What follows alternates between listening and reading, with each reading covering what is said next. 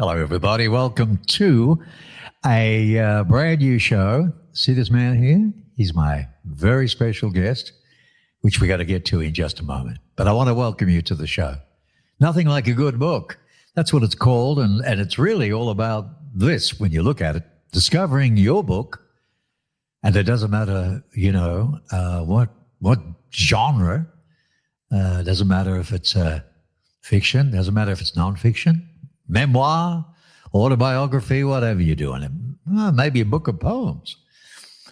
I'd like to promote your book for you, and the end objective is to help you sell your book. And there's a joke we have, get them out of the garage. All right, so it's dedicated to authors. Nothing like a good book, and it's absolutely great to have you. So without further ado, I'd like to welcome my very special guest today, and his name is Dr. Sam Morhaim. G'day, Sam. How you doing? I'm doing great. Thank you, Mark. It's a pleasure to be here. Thank you for having me. Oh, you're most welcome. Most welcome. And you've got a heartwarming story to talk about today. And I'm glad you're on the show because I think it's got a very good message to give. With a lot of stuff that's going on in America at the moment, I think it's very poignant.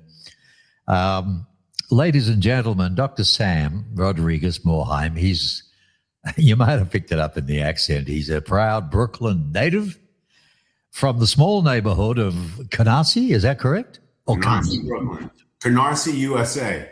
There you go, Canarsie, USA, where he grew up alongside his parents, Julio and Victoria, and his brother, Jimmy. Okay, so now, Dr. Morhaim, Samuel, what would you like, Doctor or Samuel or Sam? Sam is great. All right, you've got it. Now, Jimmy, your brother, whom you love very much, he was the real-life inspiration behind this book, and it's called Where Are All My Toys, right? We're going to be going into that pretty deeply. But at the end of the day, your strong sense of family began with your parents' determination. I'd like to bring them up because we talked about this a little earlier. This is a lovely family shot. That looks like an open window and you're in Venice or something, but it's not. It's a picture, right?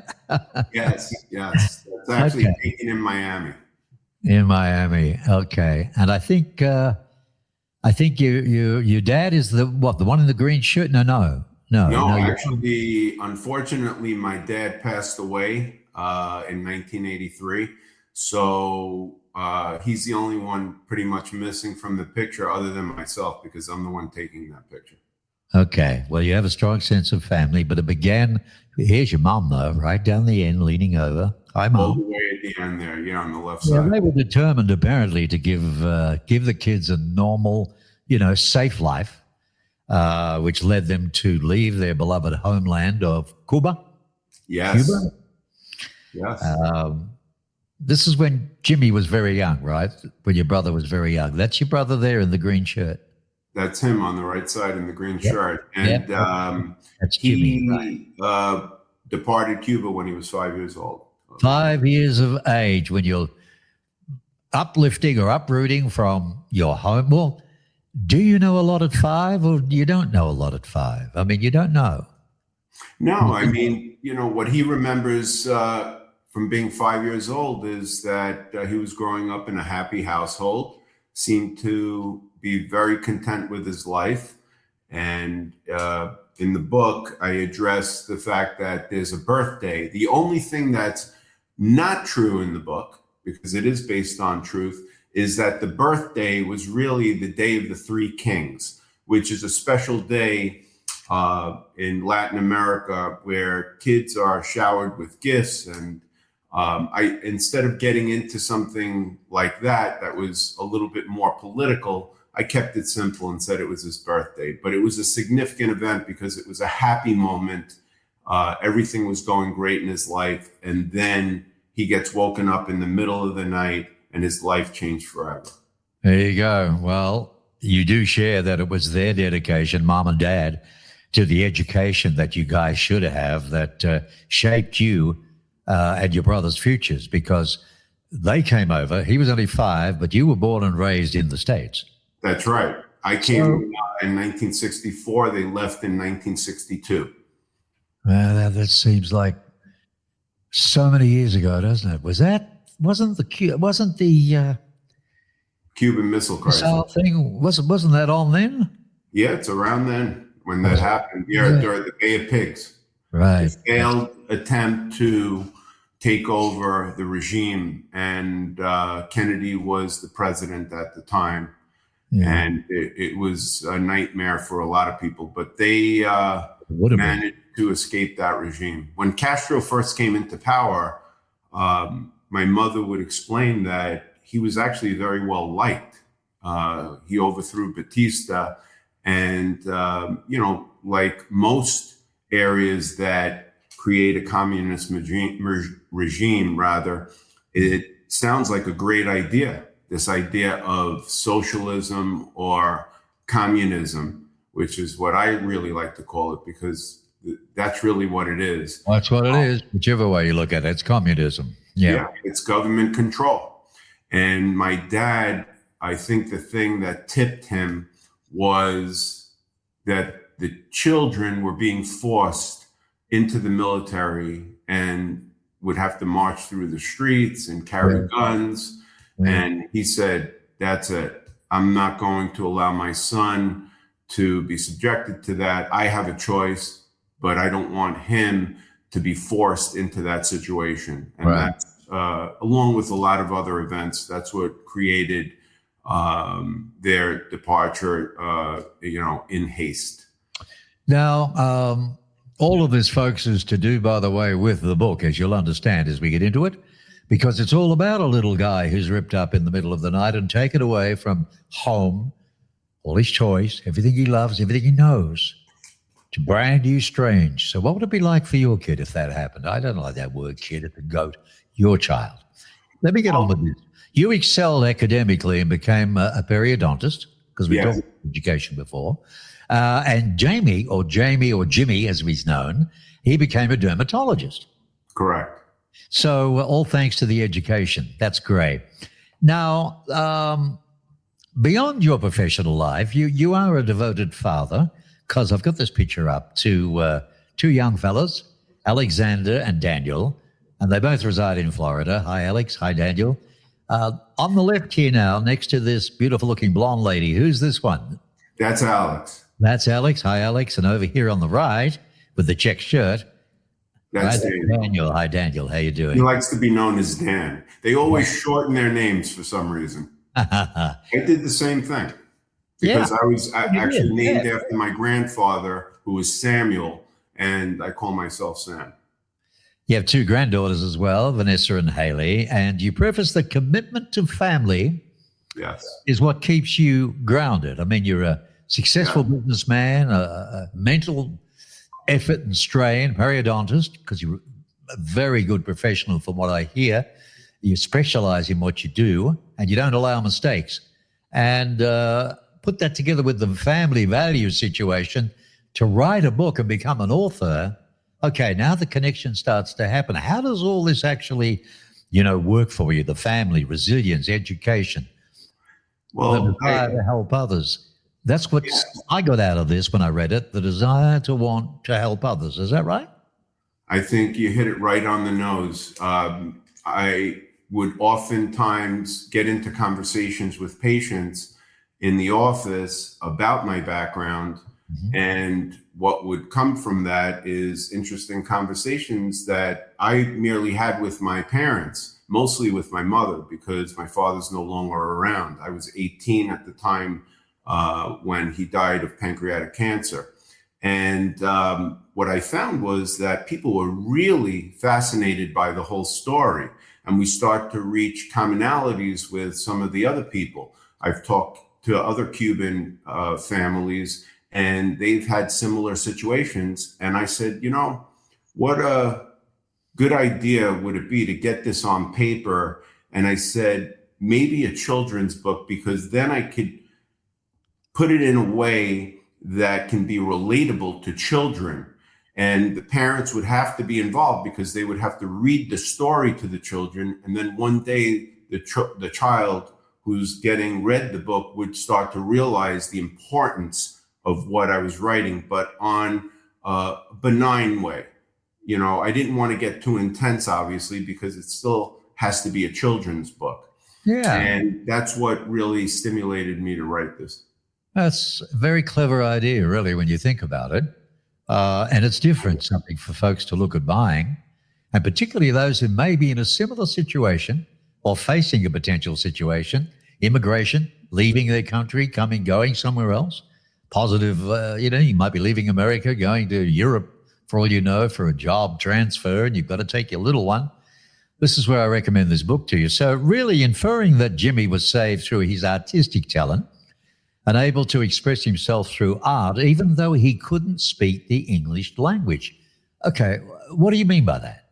So my parents found out early on that Jimmy had an extraordinary talent to be able to draw. And when he got to the States, a lot of things happened that were really stressful for him. Namely, he was in a foreign land where he couldn't speak the language, then thrust into a school situation where there were children who he couldn't communicate with. Oh, boy. Yeah. The teacher reached out to my mother and said, listen, I just want to let you know what's going on here. And, but I noticed that he kind of goes into a corner and starts to draw, and he has an incredible talent. And my mother said, yes. She said, let me explore that a little bit if you don't mind. And it turned out to be his saving grace, because he was able to then channel his feelings through art. And when he did that, the teacher had a brilliant idea to make him an ambassador to that classroom. And then she started to promote the art in the classroom. And then he felt important, and he didn't have to speak that much at all. He would just share his feelings through art. And then he became literally the ambassador of the class. And then over time, other students who would emigrate from other countries were now involved in this. And now he didn't feel so alone. Isn't that fantastic? What a lovely story. And, mainly authors watch this show, but a lot of people, different people do, as a matter of fact, according to the emails. But what I'm getting at is that would speak for a lot of artists. Yes. Wouldn't it? For a lot of people who want to express, but do it through art, He still does it. Yeah. He still does it. He's retired now, and he converted his garage into an art studio. Right. And he's extremely talented and constantly exploring different types of art. He's basically involved in mixed media on canvas now, and it's really fascinating and incredible to see what he can create. Plus, on top of that, he's a dermatologist. Or is he retired now? He's a retired dermatologist. But I'll tell you, there was a significant event that occurred that comes later in another book that I wrote, because this is part of a trilogy. I want to make sure that we get this out. This is what we're talking about. Where are all my toys? All right. Now, in reference to what we've covered already, share this first book. Give us this first book first, if you would, Sam, because there is a trilogy involved. Okay. So the title of the three books is Where Are All My Toys, because it's based on a trilogy. But this particular book, the subtitle is My Journey from Cuba to America. So it basically is the start of the story of my brother being uplifted and having to go from Cuba to America quickly to escape the communist regime of Cuba. Right. And then settling into Brooklyn. Several things happen. I don't want to spoil certain things inside the book, but then I'm born, and the next book picks up from that point on. Okay, with book one and Where Are All My Toys, what were you trying to get out? What was the essence of the message, really, when you were writing it? The message is that you're not alone if you're a child who experienced something similar to this, and there is hope and light at the end of the tunnel, that you will find something within yourself, some kind of inner strength, some talent. In the case of my brother, it happened to be art, and also family foundation and strength through family and guidance, which will get you through whatever obstacles you come across. So, Sam, let me ask you then, why is it so important, do you think, for children to read this particular book, and for that matter, for their parents to read it to them? That's a critical part. Because it's reality. And I think that a lot of children may be internalizing some of the things that happened to them. Think about the fact that my brother had to leave and didn't understand what was going on. And my parents couldn't really concentrate on his feelings so much because they were just trying to get their acts together. And they had their fears of the unknown. We did have some family members here already, but my parents were struggling with the language, struggling with having to get jobs. And the other message is the importance of education. The reason that my parents were able to do it so quickly was because both of them were professionals. They were not in business, they were professionals. And that's something that they always ingrained in our heads, that education is important because no matter what happens politically, they can't take that away from you. That's right. That's exactly right. Okay. For over 50 years, Daniel Roth has lived for that moment. A two-time Grammy Award winner, former publisher at Simon & Schuster, and executive at HarperCollins, he's helped countless writers turn ideas into art, whether it's a novel, a screenplay, or a documentary. Daniel brings the experience of Hollywood and publishing together, helping creators find the story that truly connects. Now he's sharing that passion, teaching, guiding, and inspiring writers of all ages to make. Hello, everyone. My name is Daniel Roth. I'm an editor. I can help you find your story. Give me a call. Let's have a look at book 2 of the trilogy. This is quite involved. Look at it burning. It reminds me when I was a kid in my little billy cart, we called them in Australia. You know, little ball-bearing wheels and a vegetable box you'd grab from the you'd grab from the fruiterer, you know what I mean? Well, that's exactly what I want to happen when somebody looks at that, because those go-karts that we called them go-karts, we made them from scratch. And that just happened to be one of the things that I remember about growing up in Brooklyn. It was a simple life, and it picks up from the first book. And now I'm thrust into a situation where I have to move to a neighborhood where I don't know anyone. And it starts off with me moving into the neighborhood and then meeting new friends. And then what happens from that point on is just such an incredible story of simple life upbringing.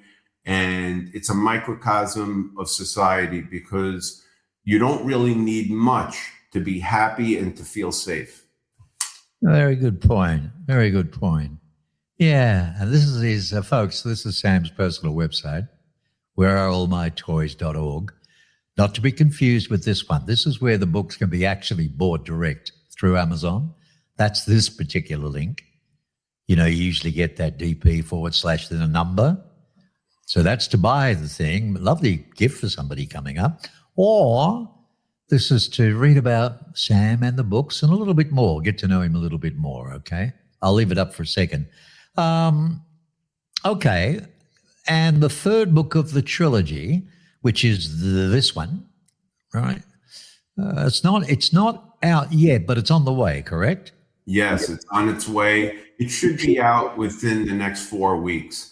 That's the final book in the trilogy, and it basically outlines what happens from childhood to adulthood between me, my brother, and my family.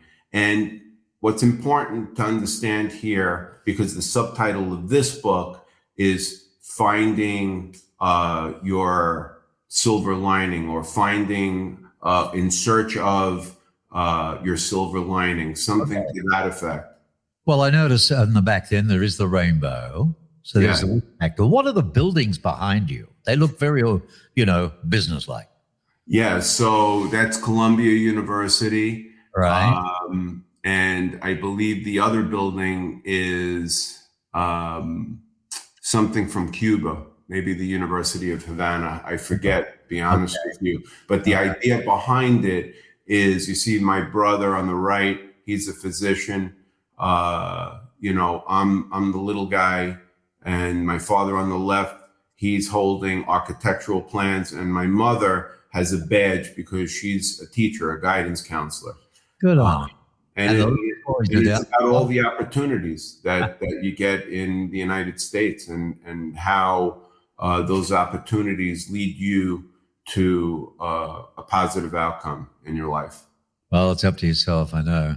It is interesting because in reality, I grew up as a kid in an island continent, more people in Texas than there are in Australia. But a lot of Americans and Canadians down there, they love it. They won't come back. But it's like my boomerang. It won't come back.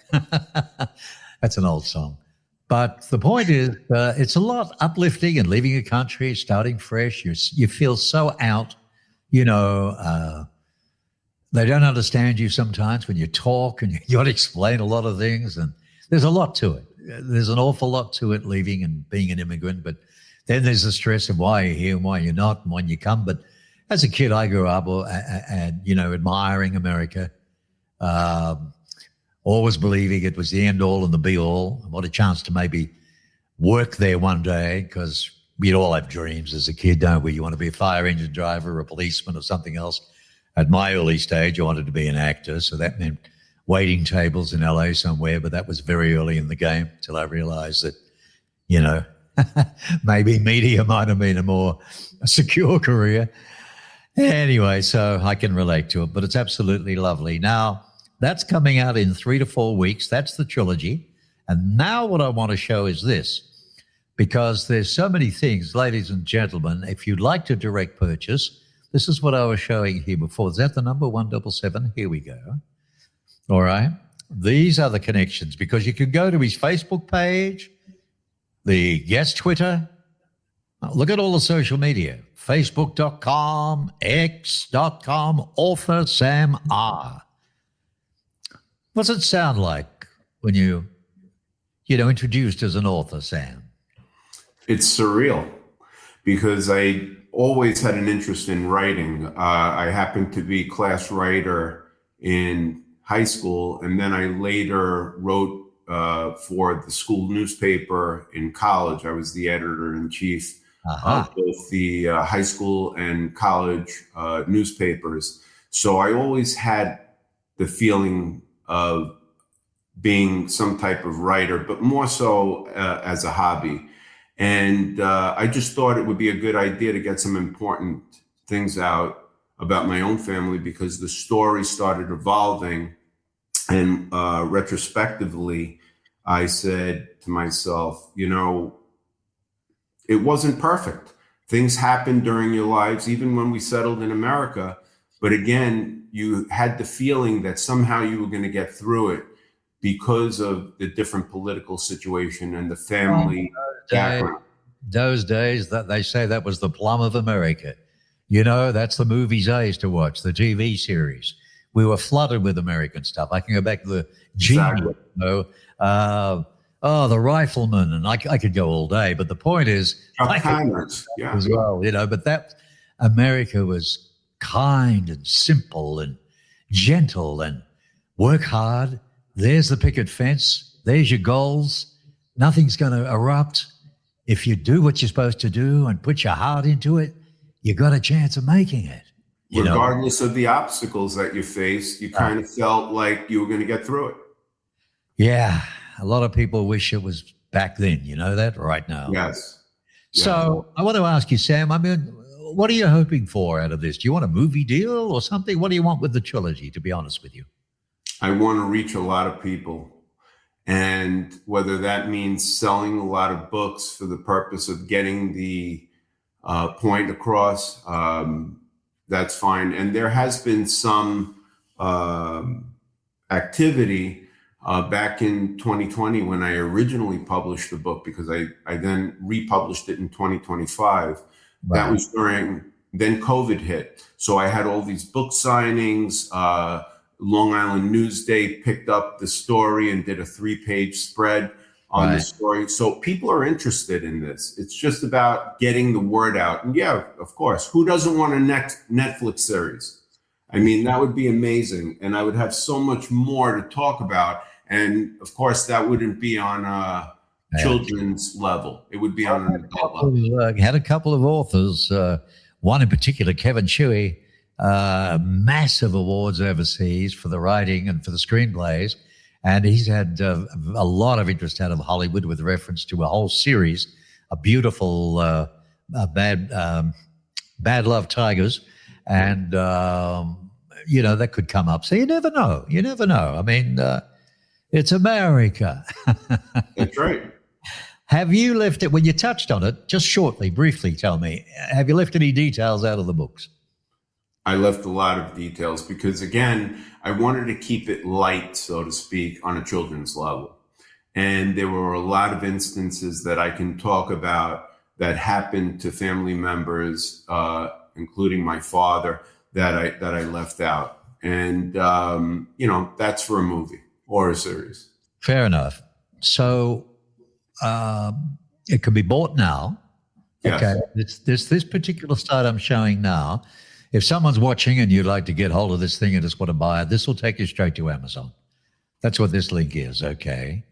I want the parents to know one thing. This is a serious book, but there's always a happy ending. Well, that's good. It's the type of thing that it stimulates conversation between parents and children. Yeah, I wish there was more of that today instead of stuck in the phone jazz, you know what I mean? So that's another goal of mine, to get conversations started. My word. So, folks, that's the buy list. And this one here, but I recommend you do this. You read all about him. And that's his private site, okay? You can go to that one. So while we're on that, in closing, really, Sam, I'd like to ask, in fact, I always ask my author guests, what advice could you offer to any up-and-coming author? To an author who's thinking about writing a book?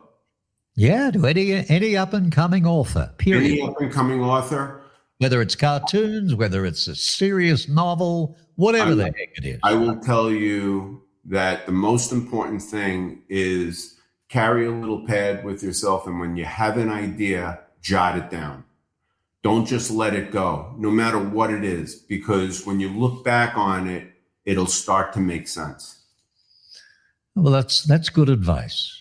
That's good advice, because I think writers tend to think that, okay, it's my writing time, I'm blocking off today, in I go, and you got a blank page.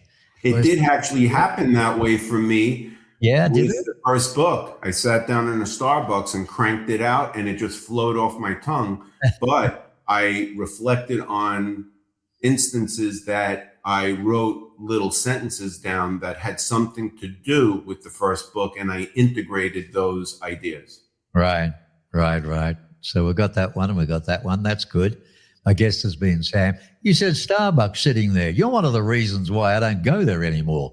Well, here's an interesting fact. And students Howard Schultz, never get a chair. Howard Schultz, the guy who started Starbucks, went to high school with my brother. Really? He went to Canarsie High School. Canarsie, right. Well, there you go. See, you never know. Never know you're like in a big city, right? I've been to the Big Apple once. It was too short. And I was there, I think, about the week after 9/11. And I haven't been back since to see all the new stuff. I'd love to go back soon and have a good look. And I'd like to do something else around the park, in the horse with the carriage. And there's a lot of stuff in New York. It's a wonderful thing to do. It's a 6-mile walk if you decide to do it on foot. I'll keep that in mind, Sam. Absolutely fabulous. Thanks for being on the show. I wish you. Thank you for having me. All the luck in the world with the books. I appreciate that. They're on Amazon. They're everywhere. It's going to be the whole bit. So all I could say is seriously, good luck. And I wish you all the best in the world. Now, when I take you off, stay there, will you, just for 60 seconds? Make sure that you get all of it all. I'll catch you up again. Thank you. Just a sec. All right. So there we have it, folks. And where am I? Come back here. Come back. Thank you. Interesting fellow, fabulous books. And the trilogy, but very different. For your child, for your little ones. But you read it to them, right? And then maybe when they get a little bit older, they read it for themselves. But it's good messaging in there. At this time, where America is, it reminds us of a few things. And I'd like to remind you that I'd really appreciate, what am I going to say to you again? Oh, if you enjoy the show, please rate us in the podcast app. That's right. It helps more people to find us, which in turn will help more authors and for you to find them. And of course, right here on YouTube, subscribe and support for more up-and-coming authors. There you go. I tend to forget to promote myself a little bit, but I do appreciate getting the emails, mark at NLGB.info, because the site's up now. You might even win something. There's a lovely little promotion in there. Nothinglikeagoodbook.com. All right? www.nothinglikeagoodbook.com. It's open. Have a look at it all the authors we've interviewed, more to come. And there's an opportunity there for you to even win a terrific interview yourself if you'd like one, if you've got something you'd like to promote. As I said, fiction, nonfiction, paperback, novel, doesn't matter, hardcover. It's your baby. It's from the heart. You wrote it. Discover your book, promote your book, and let's help you sell your book. Okay? So tell people about it. I'd appreciate it. Nothing like a good book. And I'll see you soon.